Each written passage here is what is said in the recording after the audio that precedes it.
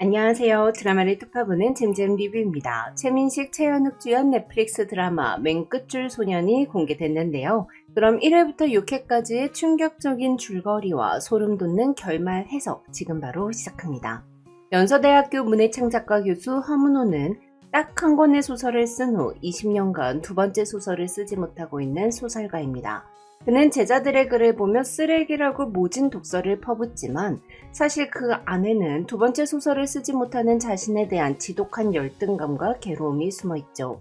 그러던 어느 날 대학 동기이자 현재는 대작가로 성공한 김수훈의 특별 강연이 연서대학교에서 열리고 허문호는 김수훈과 공식 대담을 진행하며 과거 자신을 열등감의 늪으로 밀어넣었던 잔인한 숙적과 재회하게 되는데요.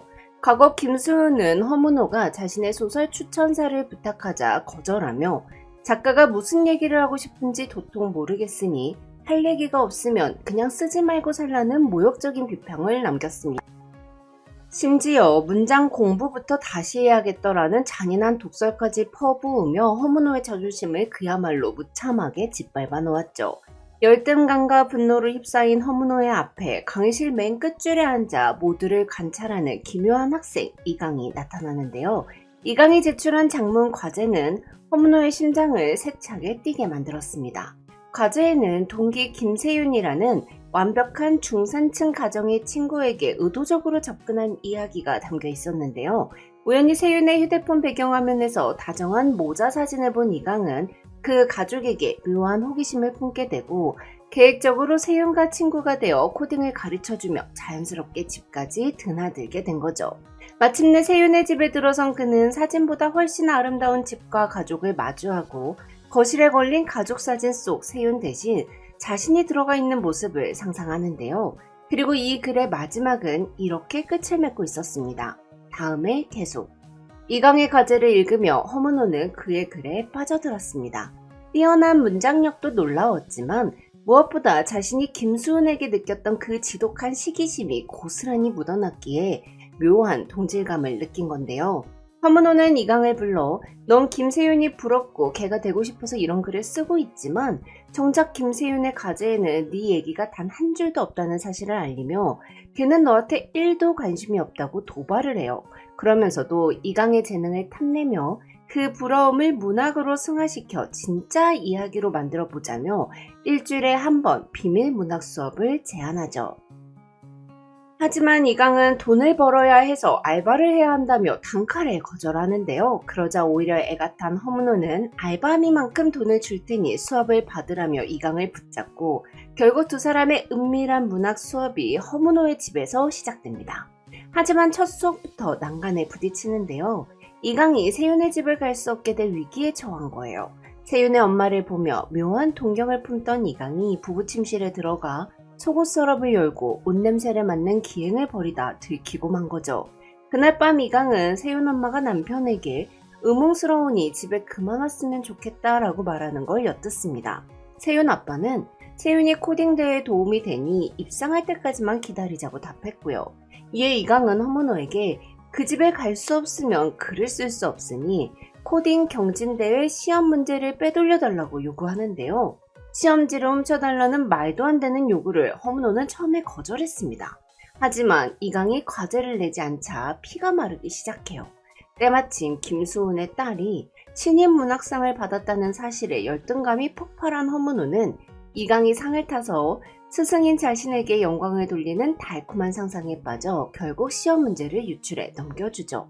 이후 이강은 세윤의 부모님에게 자신의 불우한 가정사를 고백하며 동정심을 유발하는데요. 8살 때 엄마가 집을 나갔고 알코올 중독 치매 걸린 아빠를 요양병원에 모시기 전까지 홀로 돌보며 장학금을 받아 연서대에 왔다는 사연. 그리고는 세윤이가 자신과 달리 구름 한 점 없는 파란 하늘처럼 구김살 없이 해맑은 이유는 가족의 사랑 때문인 것 같다고 말해버려요. 이에 마음이 흔들린 세윤의 부모는 이강에게 고시원에서 나와 우리 집으로 입주하라고 제안합니다. 이후 이강은 허문호에게 세윤이 아빠처럼 훌륭한 어른은 처음 봤다며 칭찬하는데요. 이에 허문호는 너는 그 집을 네가 보고 싶은 대로 중산층 가정으로 피상적으로 보고 있으니 사람 자체가 아니라 관계를 봐야 본 모습을 볼 수 있다고 가르칩니다. 이후 세윤에 입주한 이강은 허문호의 가르침대로 관계를 본다는 이유로 부부의 은밀한 시간을 엿듣기까지 하는데요. 이에 허문호는 이강에게 일부러 훔쳐듣고 엿듣고 그걸 탐닉하는 순간 관찰이 아니라 가늠이 된다며 야단을 쳐요. 한편 이강은 수업 도중 허문호의 소설 속의 12명의 여자가 사실은 허문호의 첫사랑이었던 한 여자에 대한 이야기였다는 사실을 알게 되고 이 사실을 허문호의 아내 조현숙에게 흘려버리죠. 이에 안 그래도 위태롭던 부부관계는 더 안 좋아지는데요. 꼭 태풍이 불어야 나무가 휘청이는 게 아니라 순간 지나는 바람에도 뿌리를 드러내는 나무가 있으니까요.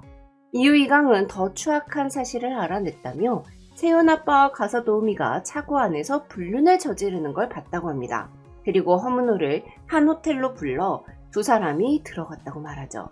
사생활 침해에 분노한 허문호가 수업을 끝내겠다고 선언하는 그 순간 길 건너편 호텔 앞에서 가사 도우미 선민이가 끔찍한 교통사고를 당하는데요. 그리고 이강은 그 사고를 차갑게 바라보는 한 남자를 가리키며 저 사람이 세윤 아빠라고 말하죠. 그 얼굴을 보는 순간 허문호는 얼어붙고 말았습니다. 그 남자는 바로 평생의 숙적 김수은 작가였거든요. 허문호는 지금까지 이강의 글을 통해 상상으로만 세윤이네 가족의 모습을 그려왔습니다. 하지만 실상은 세윤이 아빠가 김수은이었고 세윤이 엄마는 자신이 평생 잊지 못하고 있는 첫사랑 안은주였죠. 허문호는 수은이 우리 은주를 두고 바람을 피웠다는 사실에 분노하며 눈물을 흘립니다. 한편 가사 도우미 선민이는 결국 병원에 이송된 후 사망했습니다. 그런데 그녀의 죽음을 슬퍼하고 애도하는 세윤과 은주와 달리 김수은은 태연하게 웃고 있었어요. 이에 이강은 자신의 글에 뭔지 모를 아기를 품은 저 미소라고 적는데요. 이 한 줄에 사로잡힌 허문호는 김수은이 왜 웃었는지 알아야 이야기가 완성된다며 호텔 현장을 취재해서 리얼리티를 확보하라고 이강을 부추깁니다. 즉 사생활 침해를 우려해 문학 수업도 안 하겠다던 허문호가 개인적인 궁금증과 복수심을 위해 이강을 이용하게 된 건데요. 이후 이강은 취재를 통해 자신이 알아낸 충격적인 사실을 털어놓습니다. 김수은과 선민이가 사고 직전 서로 협박을 주고받으며 싸웠고 아버지의 불륜을 알고 있던 세윤은 호텔에 따라왔다가 사고를 목격하고 병원에 이송된 선민이를 김수은이 직접 죽이는 장면까지 봤다는 거였죠. 이후 세윤이는 아빠가 살인자라며 괴로워하다가 누나 정우에게 이 사실을 털어놓았지만 신인 작가로 데뷔한 정우는 아빠가 살인자라는 사실이 밝혀지면 자신의 미래가 무너지기에 동생에게 입 닫고 있으라고 협박합니다. 세윤은 과거 엄마가 우울증에 걸려서 약 먹고 죽으려 한 적이 있었기에 엄마가 이 사실을 알면 못 견딜 거라고 확신하며 엄마를 지키기 위해 이 사실을 함구하고 혼자 전전긍긍하고 있었어요. 이후 이강은 아무것도 모를 줄 알았던 세윤 엄마가 가장 많은 걸 알고 있었다고 말하는데요.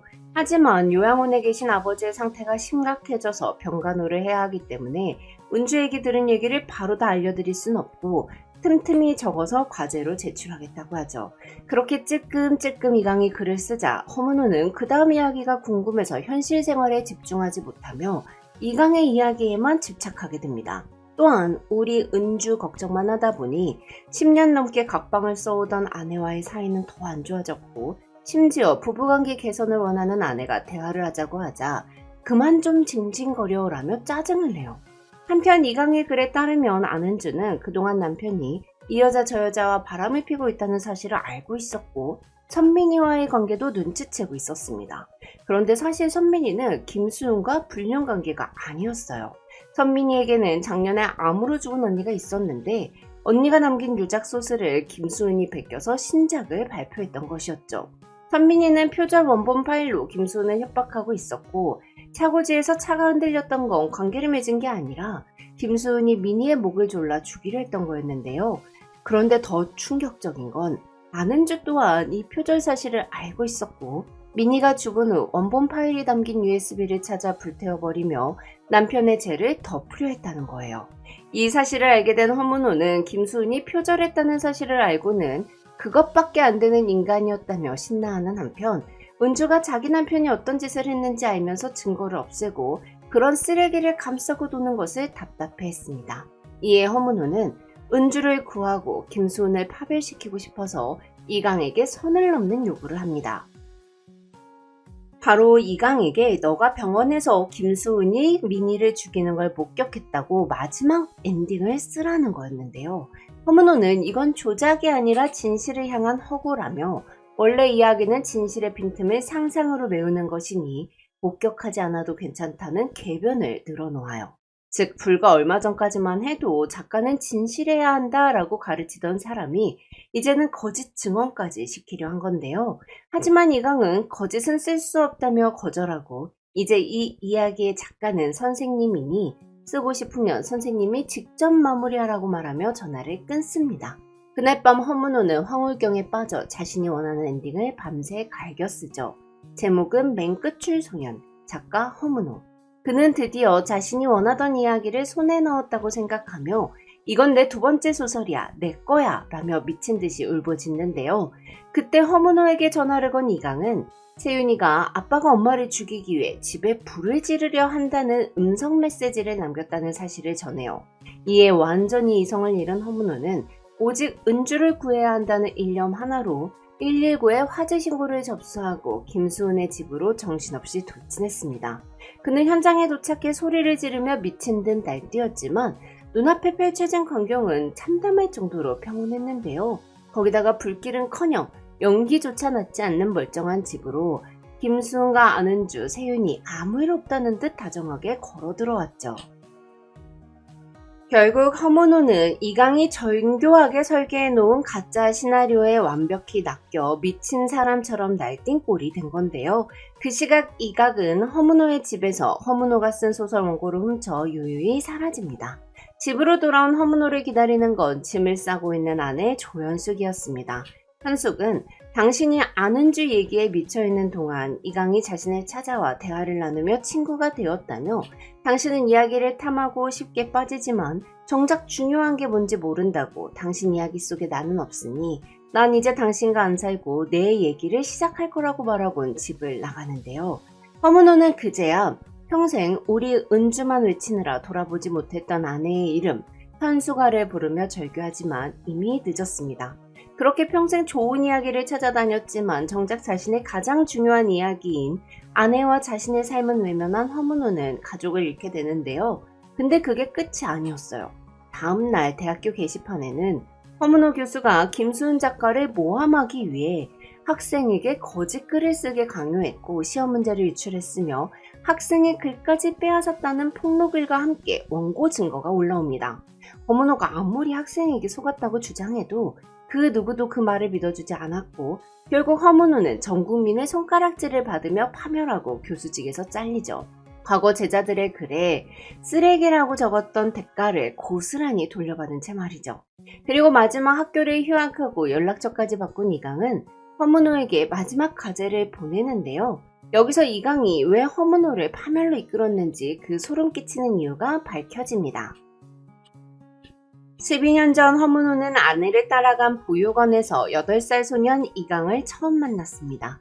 교실 맨 끝줄에 앉아서 조연숙의 수업을 듣기 싫다며 나가버린 이강에게 호기심이 생긴 허문호는 부모를 잃고 마음의 문을 닫은 소년에게 호수해 보이는 저 오리 가족 얘기를 해보면 어떻겠냐며 왜 저 새끼 오리는 저렇게 짜증이 나 있을까? 라고 묻는데요. 이에 이강은 울먹이며 엄마 오리 아빠 오리가 보고 싶어서 그러는 거라며 오리 가족 덕분에 그동안 속에 꾹꾹 눌러 담았던 얘기를 했습니다. 즉 이강에게 허문호는 이야기가 무엇인지를 처음 가르쳐준 사람이자 구원자이며 동경의 대상이었던 거예요. 하지만 허문호는 철저한 위선자이자 이야기 중독자였는데요. 허문호는 뭐라도 하나 건질 게 있나 싶어서 물어봤으나 부모가 트럭 일을 하다가 사고로 죽었다는 구질구질한 이야기에 실망을 했어요. 이야기는 뭔가 특별하고 재미있어야 한다고 생각했거든요. 즉 허문호에게 인간의 진실된 아픔은 그저 재미없는 구질구질한 잡문에 불과했던 것이죠. 근데 문제는 이강이 허문호의 이 말을 들었다는 건데요. 이에 상처를 받은 이강은 선생님이 원하는 특별한 이야기를 만들어 당신을 그 주인공으로 만들어 파멸시키겠다고 다짐했습니다. 이후 이강은 일부러 허문호를 쫓아 연세대학교에 입학합니다. 그리고 허문호 교수실 앞에서 세윤이가 친구들과 대화를 하며 허문호가 우리 아빠 대학 동기인데 장문 시간에 아빠를 질투했고 엄마를 좋아해서 쫓아다녔다는 사실을 말하는 걸 들었어요. 이에 이강은 김수훈과 안원주를 이용해 허문호에게 복수를 하고자 일부러 세윤이한테 접근한 거죠. 이강이 쓴 소설과 허문호에게 했던 말들은 대부분 정교하게 조작된 거짓이었습니다. 이강의 아버지가 요양원에 있다는 말은 보육원 원장님의 이야기였고 세윤의 집에 입주할 때도 동아리 친구들과 함께 방문했으나 허문호에게는 독점적인 관찰자인 척 연기를 했던 거예요. 또한 애초에 세윤이네 집에 산 적도 없었고요. 가장 소름 돋는 건 가사도우미 선민이의 존재입니다. 애초에 김수훈의 집에는 그런 가사도우미가 없었습니다. 선민이는 그저 출판사 직원이었고 그녀가 당한 교통사고는 이강조차 예측하지 못한 순전한 우연이었어요. 하지만 이하강은 그 우연한 사고마저 자신의 시나리오에 흡수해 버립니다. 김수훈 작가의 미팅을 끝내고 나온 선민이가 교통사고를 당하자 그 순간 이강은 이야기가 되려면 뭔가 특별한 게 있어야 한다는 허문호의 말을 떠올리고 거짓말을 했던 거예요. 그렇게 이강은 인간의 욕망과 약점을 완벽하게 캐치해 허문호가 가진 김수훈에 대한 열등감과 첫사랑 안은주에 대한 집착을 폭발시켰고 허문호가 김수훈의 표절과 안은주의 불행이라는 도파민 넘치는 이야기에 눈이 멀어 팩트 체크조차 하지 않고 허상을 진실로 믿어버리게 만든 건데요. 이강은 그 순간부터 이 이야기를 쓴 건 허문호 당신이었다고 꼬집으며 당신의 이야기는 특별하냐고 묻고 편지를 마무리합니다. 시간이 흘러 헌책방 주인으로 초라하게 살아가는 허문호 앞에 이강이 다시 나타나 진짜 쓰고 싶은 이야기가 생겨서 문학 수업을 다시 받고 싶다고 말하는데요. 이에 허문호는 이 지독한 악마 같은 놈에게 너 도대체 나한테 왜 그랬냐? 라고 따지는 대신 광기 어린 눈빛으로 대묻습니다. 무슨 얘기? 그 말에 이강은 생긋 웃으며 답하죠. 다음에 계속. 그렇게 드라마는 끝나는데요. 이 드라마의 제목인 맨 끝줄 소녀는 중의적인 의미를 가집니다. 원래 강의실 맨 끝줄에 앉아 사람들을 관찰하고 소설을 쓰던 사람은 대학 시절의 허문호였거든요. 김수훈은 허문호를 향해 맨 끝줄에 앉아 의문스럽게 지켜보던 놈이라고 기억을 해요. 이강은 허문호의 과거 거울 치료이자 그를 뛰어넘는 진화형 관찰자인 건데요. 결말에서 허문호는 가족과 명예를 잃고 무력하게 무너집니다. 그러나 이강의 마지막 메일을 읽고 그 모든 것이 자신을 향한 거대한 문학적 복수극이었음을 깨달았을 때 허문호는 분노하는 것이 아니라 드디어 이 복수의 개연성을 찾아낸 듯 대박 이거였어? 라며 광기 어린 미소를 지어 보여요. 이 장면이 소름 돋는 이유는 허문호가 자신을 파멸시킨 이 시나리오의 완전 무결함에 짜릿함을 느끼는 뼛속까지 이야기 중독자임을 보여주기 때문인데요. 헌책방에서 제했을 때도 무슨 얘기? 라며 눈을 빛내는 허문호와 다음에 계속이라며 미소 짓는 이강의 모습은 두 사람이 창작이라는 미명 하에 타인의 삶을 관음하고 파괴하는 괴물과 괴물의 영대로 영원히 묶였음을 암시하죠. 그래서 이 결말을 단순히 이강이 허문호에게 복수했다 라고만 보면 이 작품의 진짜 무서움을 놓치게 됩니다. 이 드라마가 끝까지 묻는 건 사실 이거예요. 이야기를 만드는 사람은 어디까지 타인의 삶을 가져다 써도 되는가? 즉 타인의 불행을 자극적인 예술로 소비하려는 창작자의 위선과 도파민 중독을 날카롭게 풍자한 건데요. 허문호는 평생 타인의 삶을 관찰하고 평가하고 해석하는 말 그대로 맨 끝줄에 있던 사람이었습니다. 더 큰 문제는 허문호가 정작 사람을 보진 않았다는 점이에요. 어린 이강의 상처도 아내 조연숙의 외로움도 선민이의 죽음도 그래서 이강은 허문호를 관찰자가 아니라 이야기 속 인물로 만들어 진실과 허구를 섞고 한 사람을 이야기 속으로 끌어들여 스스로 무너지게 만든 건데요. 그래서 마지막에 다음의 계속은 희망이 아니라 영원한 저주처럼 들립니다. 결국 맨 끝줄 소녀는 천재 소년의 복수극이 아니라 이야기를 사랑한다는 이름으로 타인의 삶을 소비하는 창작자의 욕망과 폭력성을 보여주는 작품이죠. 그래서 당신의 이야기는 정말 특별합니까? 이 질문은 허문호뿐 아니라 이야기를 만들고 소비하는 우리 모두에게 향하고 있습니다. 그리고 이 드라마의 진짜 공포는 살인도 표절도 복수도 아니고 끝내 이야기를 포기하지 못한 허문호와 어쩌면 우리 역시 그 지독한 이야기가 다음에 어떻게 계속될지 궁금해하고 있다는 게 진짜 공포인 거죠. 그런데 저는 이 작품이 단순히 창작자의 윤리만 말하는 드라마는 아니었다고 생각해요. 이 작품은 현대사회에서 만들어지는 가짜뉴스가 퍼지는 방식을 떠올리게 하니까요.